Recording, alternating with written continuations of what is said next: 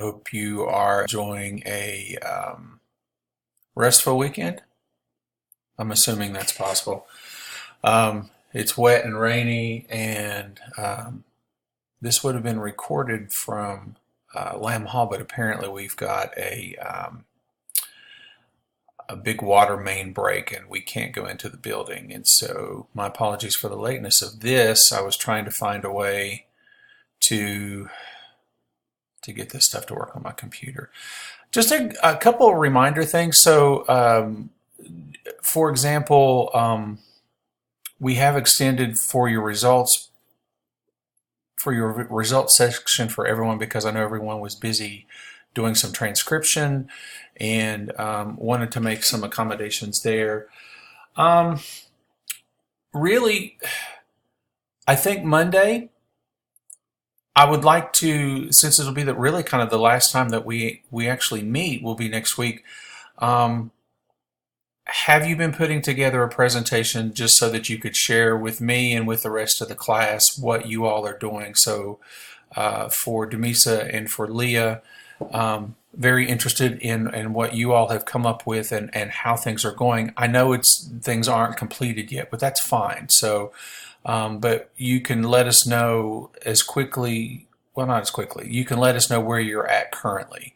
And then, of course, we'll get a little bit of feedback, and then too, you get to see what Chris and Aaron are doing, and another fascinating thing. And so when we meet Monday, let's be able to talk about that. And if you can put it in a presentation format, PowerPoint is fine, or another way would be just fine as well too. Let me grab something else here just real quick, and let's talk just a little bit about writing up your report. Just a moment. Apologies for any distraction in the background there, because I think, well, she's asleep now, but she was cleaning herself, which is never fun to see on a slide, is it? So I won't go through all of these, but I think that it's worth kind of talking about, even though, you know, you've got your guidelines for how to write up your report and how that's going to be due. But in a bigger way, of course, the textbook and readings can kind of give us some better information, because, you know, when we think about it, your qualitative project, it's not complete until you actually write up your report. And so thinking about how we establish trustworthiness, how are we going to establish that? It's and part of that, and Chris, I know you have some issues with this, but one of the things that they do try to address is that, you know, this is going to be, how do we establish trustworthiness? And in order for us to do that, this is probably one of the more important aspects of what we're looking at here. We've got to be able to show that we've applied some rigorous techniques and methods, because, you know, your information that you're gathering is good quality data. Even though this is just for an assignment, this is still good. You want to make sure that your data is analyzed carefully and interpreted. And, you know, and one of the things too, to go back to what we've said all semester, is that you are establishing yourself, the credibility of yourself as a researcher. So your credibility is kind of on the line here as too. And, you know, some of this stuff comes from training, experience, and track records. We'll talk a little bit about here. Let's go to the next slide here. So, you know, when we think about quantitative, which is what most of us are familiar with, you know, the criteria that we have there is not directly relatable to what we're going to be doing with qualitative. And so, you know, we're looking at reliability and validity, representativeness, and generalizability. And so, and even there, when we're talking about issues such as validity, you know, you've got internal, you've got external, you've got content, you've got criterion, you've got your constructs. And so, you know, these are the things that we're probably more comfortable with, but this is actually a little bit different for us now. And so, of course, just remembering that this gives you information regarding a positivist outlook, which is what we're not interested in here for this semester. So, we can kind of take a look at, and of course, Lincoln and Guba kind of talked about this too, that when we're thinking about trustworthiness, we're thinking about truth value. Is there internal validity? Is there, instead of internal validity, is there credibility? Confidence in the truth of the findings. Do you feel pretty confident of what you found out?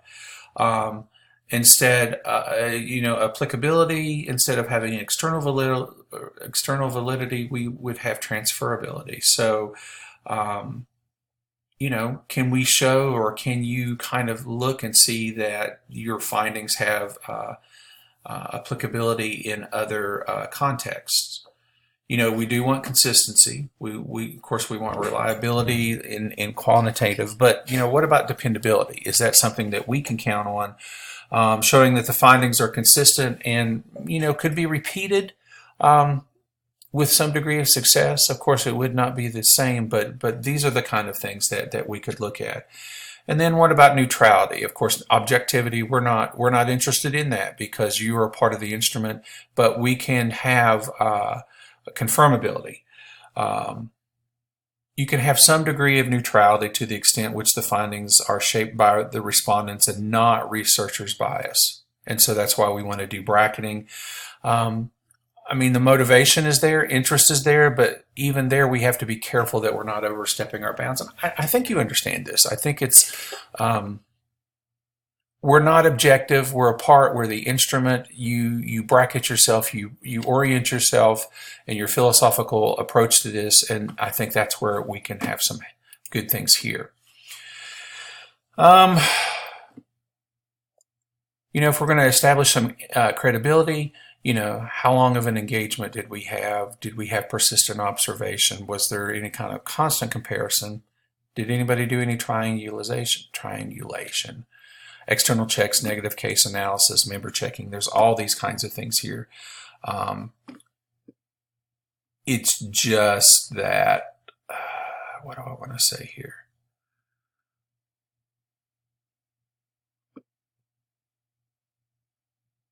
Not really sure I want to. I think that's probably okay. And then transferability. What about our sampling procedures? Are our findings conceptually representative of people within a specific context? So whether it's doctoral students or whether it's pharmacists or student pharmacists. That's one of the reasons why you're transcribing word for word. You want a thick description. You want to report on information for any kind of judgments that might come about that. Our sampling procedures could be an issue. Do we have rich data? Did anyone allow participants to review results? If you were comfortable with that, did you describe enough of the research context? Did you talk about the characteristics of participation of your researchers? How involved were you in this process? What did you do? What were your thoughts regarding this? And what kind of interaction did you all have between the people that you were interviewing or working with and yourselves? Because that is also a part of it. Establishing dependability. Was the research process carried out in a careful attention to rules and guidelines regarding qualitative research methods? Did you follow what you were learning about? Did you define it as establishing, differentiating between real perspectives, behaviors of respondents from reactive effects of research? Just, do you think that you got real perspectives? Let's just say it that way. That's probably a better way to say it. Demonstrated by audit of data collection process. Of course, you've been working in teams of two, so I'm wondering how you all did with checking each other's work or coming to any kind of conclusion if there was a difference in coding or thinking about themes. Of course, in another sense, you might have people who are outside of the scope of the project who would do something, but here we're not going to worry about that. You're getting some good experience here.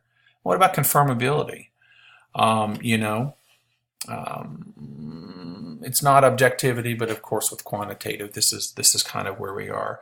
What about the adequacy of the results? What about your audit trails? What about the interpretations and recommendations? Um, do they seem as though they reflected the views and the participants' perspectives and experiences? Have you been able to make a distinction between your personal values and the study participants if they differed?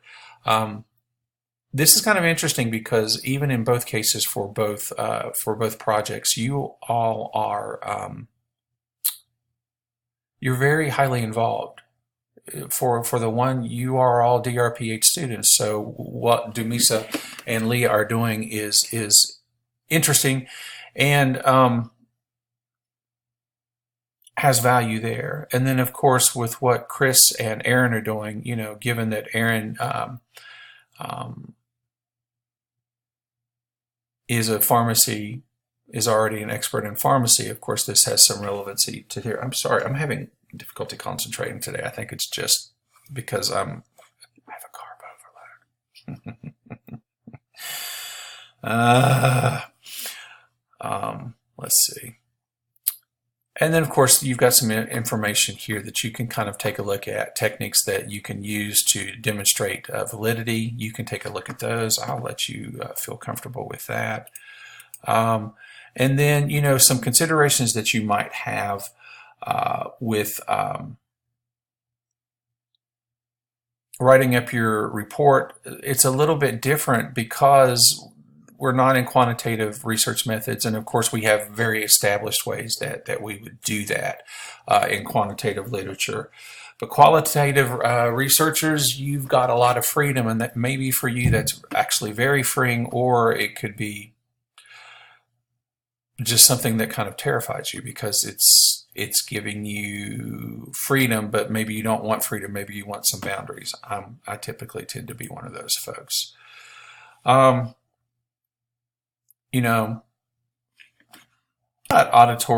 Authorial voice options. So we're taught a lot to speak in third person, and in fact we tend to make this a big deal. Now there are some different thoughts about this, and so some people would even say that if you speak in third person, you are silencing yourselves along with the informants. Haraway in 1998 says, "Don't pull that God trick by speaking in an anonymous third-person voice." She or the author argued that researchers should make their present explicit in their writings, which I can understand that, and you can too, I think. Hooks, speaking for others, is a form of colonization, which is something that we would want to take into notice.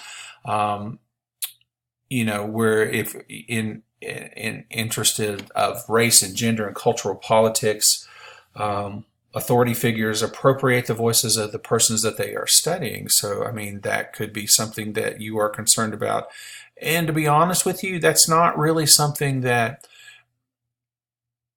I had really kind of considered since I was a part of the group that I was studying. But